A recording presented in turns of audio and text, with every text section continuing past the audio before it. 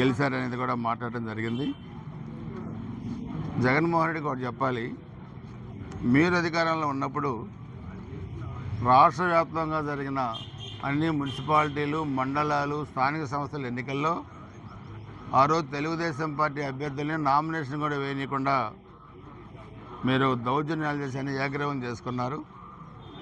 ఆ రోజు పిడుగురాల మున్సిపాలిటీలో మా అభ్యర్థులు నామినేషన్ వేయడానికి వెళ్ళినప్పుడు మీరు ఎలా అడ్డుకున్నారో మీరు ఆ వీడియో కూడా మీకు పంపిస్తాను, మీరు కూడా చూడండి. నేను మీడియా కూడా రిలీజ్ చేస్తాను. కానీ నిన్న జరిగిన దాంట్లో ఎక్కడా కూడా ఎలాంటి అవాంఛనీయ సంఘటనలు జరగలేదు. మేము ఎవరిని అడ్డుకోలేదు. మొత్తం మీరు ఆ రోజు వన్ సైడ్గా చేసుకున్న మీ కౌన్సిలర్స్ మొత్తం కూడా అభివృద్ధి అనేది తెలుగుదేశం పార్టీ వల్లే, ఎన్డీఏ ప్రభుత్వం వల్లే జరుగుద్దన్న ఉద్దేశంతో వైస్ చైర్మన్ ఎన్నికలో ఏకగ్రీవం చేశారు. అదేవిధంగా చైర్మన్తో సహా 17 మంది కౌన్సిలర్లు తెలుగుదేశం పార్టీలో చేరారు. అది ప్రజాస్వామ్యబద్ధంగా చేరారు. మీరు చేస్తేనేమో నీతి, మేము చేస్తే తప్పు. మీరు అసలు ప్రజాస్వామ్యం గురించి మాట్లాడే హక్కు వైసీపీ కానీ జగన్మోహన్ రెడ్డి కానీ లేదు. ముందు మన ఎన్నికల్లో పోటీ చేసిన అభ్యర్థికి చెప్పాలి జగన్మోహన్ రెడ్డి కూడా. ఆ అభ్యర్థి నేను ఎన్నికల ముందు ఒక సవాల్ విసురుకున్నాం, ఎన్నికల్లో ఎవరు ఓడిపోయినా రాజకీయ సన్యాసం తీసుకోవాలని. ఆయన ఒప్పుకున్నాడు దానికి. ఎస్, నేను రెడీగా ఉన్నాను, నేను ఓడిపోతే తీసుకుంటాను. కానీ ముందు మీ ఓడిపోయిన అభ్యర్థిని రాజకీయ సన్యాసం తీసుకోమని జగన్మోహన్ రెడ్డి చెప్పాలి గురిజాల మన ఓడిపోయిన అభ్యర్థికి. అదర్వైజ్ చెప్పలేనప్పుడు నోరు మూసుకొని కూర్చోవాలి. మాట్లాడే హక్కు మీకు ఎక్కడ ఉంటుంది? నిన్న కదే చెప్పా పిల్లవాళ్ళు కూడా. ఫస్ట్ నీతులు చెప్పే ముందు మీరు మాట్లాడిన మాటకి కట్టుబడి మీరు ఉన్నారా లేదా చెప్పండి జగన్మోహన్ రెడ్డి.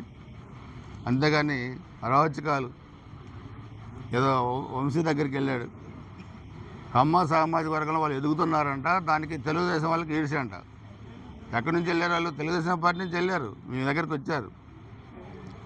వాళ్ళు మాట్లాడిన భాష, చంద్రబాబు నాయుడు గారి కుటుంబాన్ని, మహిళల పట్ల మాట్లాడిన భాష ఎంత అమానుషంగా ఉందో అది మనం గుర్తుకొస్తేనే చాలా ఇబ్బందికరంగా ఉండదు. కిడ్నాప్ కేసులో ఇరుక్కున్నారు. చట్ట ప్రకారం గవర్నమెంట్ చర్యలు తీసుకొని తప్పితే అసలు మేమైనా తీసుకోవాల్సిన చర్య ఇది కాదు. ఇంకా తీవ్రమైన చర్యలు మేమైనా ఉండాలి. కానీ అక్కడ మా ముఖ్యమంత్రి గారు ఒప్పుకోవట్లేదు. అది సమస్య. కక్ష సాధింపులు మా ప్రభుత్వానికి లేవు కాబట్టి మీరు ఆ మాటలైనా మాడగలుగుతున్నారు, లేదంటే మీరు మాట్లాడే పరిస్థితి కూడా ఉండదు. కాబట్టి మీరు ఎప్పటికైనా 151 సీట్ల నుంచి 11 సీట్లు ఎందుకు వచ్చాయో గుర్తుపెట్టుకొని, ఇది ప్రజాస్వామ్యం. మీ అయ్య రాజ్యాంగ 5 సంవత్సరాలు పరిపాలిస్తే ఎందుకు 11 సీట్లకు వచ్చారు ఇప్పటికైనా గుర్తుపెట్టుకొని అవాకులు చవాకులు పేలకుండా నిన్న జరిగిన ప్రజాస్వామ్యబద్ధమైన పిడుగురాళ్ళ మున్సిపల్ వైస్ చైర్మన్ది మీరు దాంట్లో ఎటువంటి ఆక్షేపణ లేదు. జిల్లా జాయింట్ కలెక్టర్ గారు ఉన్నారు, ఎన్నికల అధికారి ఆర్డీఓ ఉన్నారు.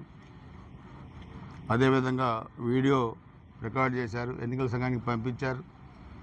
సో అందుకని మీరు మాట్లాడేదే ఇక్కడ వినడానికి ఎవరు లేరు, అది అర్థం చేసుకో. ఆ రోజు మీ వాళ్ళు చేసిన దౌర్జన్యం కూడా నీకు వీడియో పంపిస్తాను ఇప్పుడు 5 నిమిషాలు, అది కూడా ఒకసారి చూసుకోమని జగన్మోహన్ రెడ్డికి కోరుతా ఉన్నాను.